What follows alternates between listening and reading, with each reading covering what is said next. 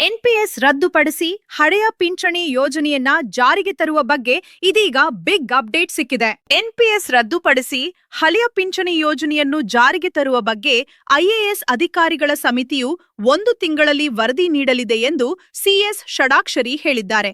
ಸಮಿತಿಯ ಅಧ್ಯಕ್ಷರಾದ ಉಮಾ ಮಹಾದೇವನ್ ಹಾಗೂ ಆರ್ಥಿಕ ಇಲಾಖೆಯ ಕಾರ್ಯದರ್ಶಿ ಎಂಟಿ ರೇಜು ಅವರನ್ನು ಭೇಟಿ ಮಾಡಿ ಈ ವಿಷಯದ ಬಗ್ಗೆ ಸುದೀರ್ಘ ಚರ್ಚೆ ನಡೆಸಲಾಗಿದೆ ಎಂದು ಅವರು ತಿಳಿಸಿದರು. ಸರ್ಕಾರವು ಎನ್ಪಿಎಸ್ ವಂತಿಕೆಗಾಗಿ ವಾರ್ಷಿಕವಾಗಿ 3,000 ಕೋಟಿ ರೂಪಾಯಿ ಪಾವತಿಸುತ್ತಿದೆ.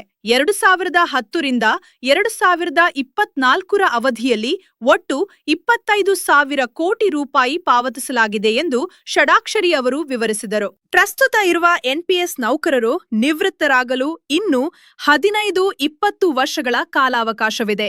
ಆದ್ದರಿಂದ ಒಪಿಎಸ್ ಜಾರಿಯಿಂದ ಸರ್ಕಾರಕ್ಕೆ ತಕ್ಷಣದ ಆರ್ಥಿಕ ಹೊರೆಯಾಗುವುದಿಲ್ಲ. ಎನ್ಪಿಎಸ್ಗೆ ಪಾವತಿಸುತ್ತಿರುವ ವಂತಿಕೆಯ ಹಣವನ್ನ ರಾಜ್ಯದ ಅಭಿವೃದ್ಧಿ ಕೆಲಸಗಳಿಗೆ ಬಳಸಿಕೊಳ್ಳಬಹುದು ಎಂದು ಅವರು ಸಮಿತಿಗೆ ಮನವರಿಕೆ ಮಾಡಿಕೊಟ್ಟರು.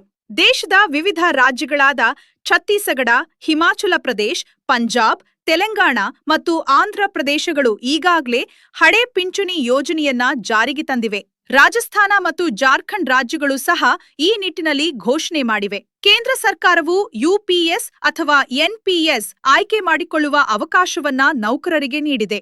ಇದೇ ಮಾದರಿಯನ್ನ ಕರ್ನಾಟಕದಲ್ಲೂ ಅನುಸರಿಸಬಹುದು ಎಂದು ಷಡಾಕ್ಷರಿ ಅವರು ಸಮಿತಿಗೆ ತಿಳಿಸಿದರು.